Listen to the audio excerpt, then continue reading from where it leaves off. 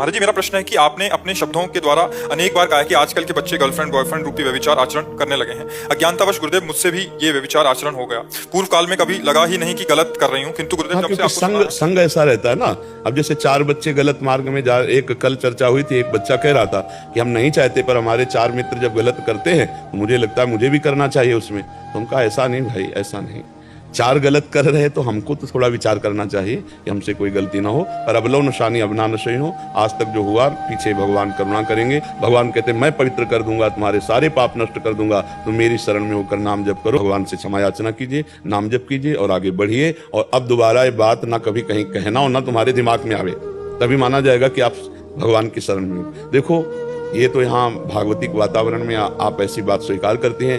अगर यही बात हम अन्य जगह स्वीकार करेंगे तो हमारे ऊपर दृष्टि गलत की जाएगी या इस बात का दुरुपयोग किया जा सकता है। तो हम कभी भी अपने दोषों को बाहर व्यक्त ना करें, समझना हमारी बात। क्योंकि आपका स्त्री शरीर है, हम अपने दोषों को अंदर स्वीकार करें, मेरे से गलती हो गई और चुप हो जाए, आगे से नहीं करूंगे और भगवान की शरण में हो जाए। कभी ये तो परम तुम्हारा पवित्र हृदय हो रहा है, इसलिए तुम्हारी हिम्मत पड़ गई कि आप अपनी कमियों को सामने रख रहे हैं। लेकिन आपका स्त्री शरीर है, आप पुनः कभी किसी भी सभा में अपनी कमी इस तरह से व्यक्त ना करें। आप उन कमी को अंदर में स्वीकार करके उसका त्याग कर दें, भगवान उसे माफ कर देंगे और हम आगे भगवत प्राप्ति के योग्य हो जाएंगे।